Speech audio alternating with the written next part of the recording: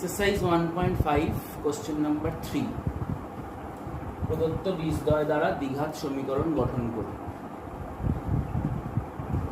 দুটো বীজ বলেছে 4 আর 2।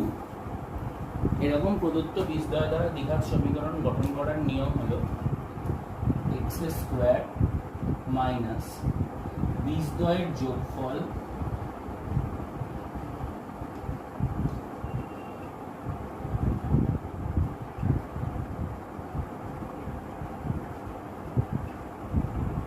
into x plus